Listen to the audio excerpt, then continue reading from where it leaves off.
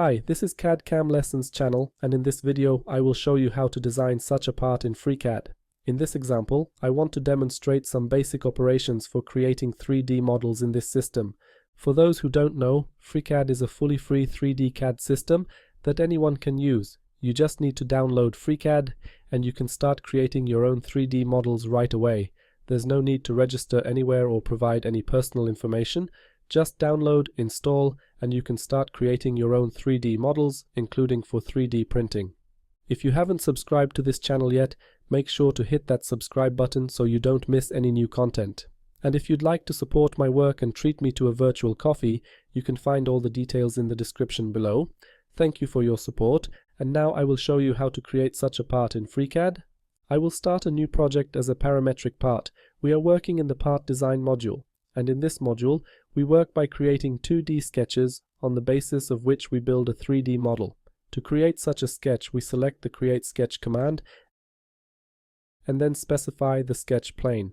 In this case, we choose the XZ plane as the sketch plane, and we will create the shape of the profile here, which we will then extrude. In this case, we will create the side profile of this part using the polyline command. Select the polyline drawing tool and create a polyline roughly like this. Here, when you draw this point, do it in such a way that when the x-axis is highlighted, click at this point to connect this point to the x-axis. As for this point, do it in such a way that when the x-axis is highlighted, click the left mouse button to link this point of the polyline with the x-axis and create additional segments of this geometry. Right-click to finish drawing this polyline, and right-click again to cancel the command. Regarding these lines should be vertical, and these lines should be horizontal, and these should also be vertical. This line is not a vertical line, so I select this line and choose the Constrain Horizontal Vertical to specify that this line must be vertical. Next, I select these two lines and choose the equality constraint to define that these lines are equal, and we do the same for that line and that line. We select these two lines and choose the equality constraint.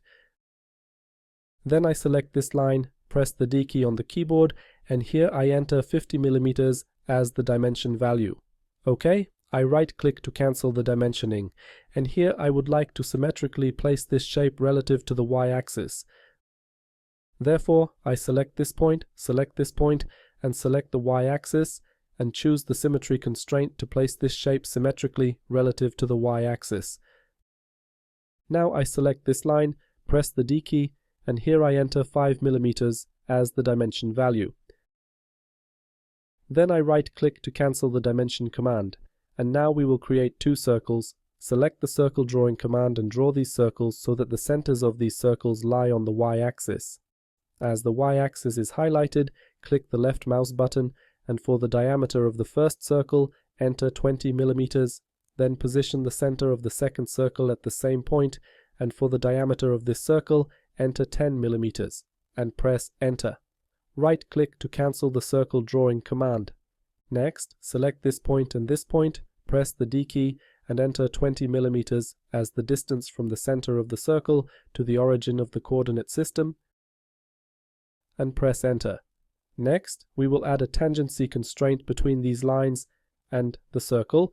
Now, the dimensioning command is still active, so I right-click to cancel this command. Select this point, select the circle, and choose the tangency constraint. Then I select this point, select the circle, and choose the tangency constraint, and now we will trim this segment of the circle. Select the Trim Edge command and trim this segment of the circle. The sketch is complete. We close the sketch, and now based on this sketch we will create a 3D solid by extruding the sketch. Select the pad operation and enter 30 mm as the extrusion value, and at this moment the extrusion has been added in one direction from the sketch plane. In this case it doesn't matter, but let's create this extrusion symmetrically from the sketch plane, that is, that the extrusion will be added 15 mm on each side from the sketch plane, and we click OK to confirm. Next, we will create holes in this solid. Let's create a sketch on this face. Select this face and choose Create Sketch. Because when it comes to sketches, we can create sketches on both the basic planes of the coordinate system and on the faces of the solid. This way, step by step, we can build a 3D model and draw here two circles so that their centers are on the x-axis from this side and that side. For one circle, enter for example 7 mm as the diameter of the circle, press enter and right-click to finish drawing the circles. Now select the two circles and choose the equality constraint to specify that these circles have the same diameter. Then we will symmetrically position these circles relative to the y-axis. Select the center of this circle, select the center of this circle, and select the y-axis, and choose the symmetry constraint. Now these circles are symmetrically positioned relative to the y-axis, and now we will also add the distance of one circle from the side edge of the solid. For this purpose, we will create reference geometry. Select the Create External Geometry command. Select this edge and right-click. Now select this point and this point, press the D key to activate dimensioning, and here enter 7 mm as the distance of the hole center from this edge. Press enter and right-click to finish dimensioning. Close the sketch, and based on this sketch we will create holes in this solid, and we will do this using the pocket operation. Select this operation, and here we define the depth of the pocket, but we can also use the through-all type to specify that the pocket goes through the entire solid, and click OK to confirm. Next, we will create a hole at the top of this solid. For this purpose, we will create a construction plane that will be offset by a specified value from the XY plane. Therefore, I turn on the visibility of the coordinate systems and the planes of the coordinate systems. We select Origin in the Features list and press the spacebar to turn on the visibility of these features. Then, we click the left mouse button to deselect all geometries, select the XY plane, and then choose the Create a Datum Plane command to create a construction plane based on the XY plane. And here we add an offset of this plane along the z-axis of 20 mm. And click OK. Now we select in the Features list Origin to turn off the visibility of the coordinate systems and the planes of the coordinate systems. We have created a construction plane here, and now we will create a sketch on this plane. Select this plane and choose Create Sketch. Switch to the cross-section view here, and here in this view, at least in this example, displaying this part might cause some confusion. However, if we rotate the view a bit, you will see that this point is kind of at the center of this hole. I will switch to the top view, and it is at this point that we will position the center of the circle. Select the Circle Drawing command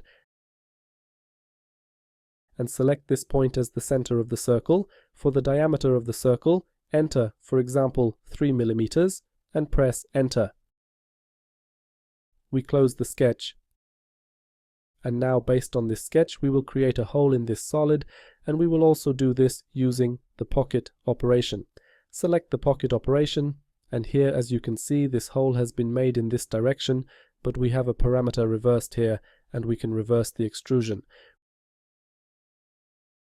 When it comes to the depth of this pocket, we can change this value here, or we can simply choose the pocket type through all,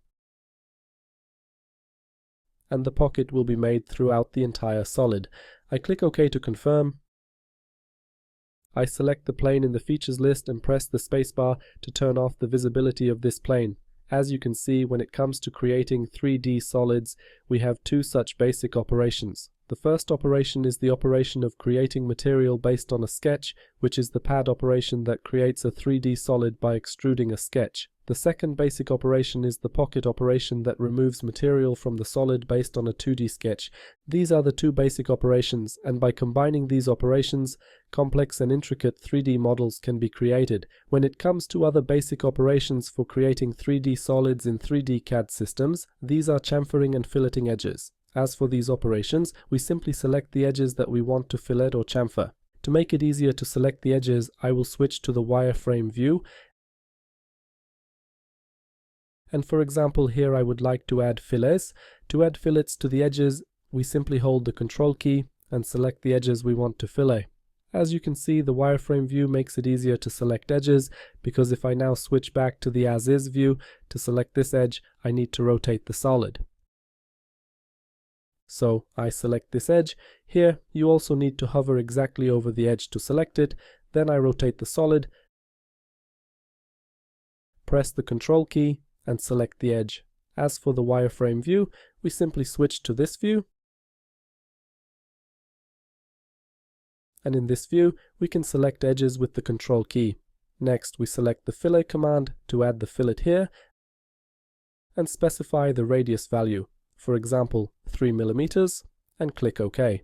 The chamfer operation works similarly. Hold the Control key to select the edges we want to chamfer. We select the chamfer operation and specify the chamfer dimension and click OK. And now we switch back to the as-is view. In this way, we have created such a solid. And as I mentioned, in this example, I wanted to show you the simple and basic operations of creating 3D solids in FreeCAD. Thank you for watching, and please subscribe to this channel.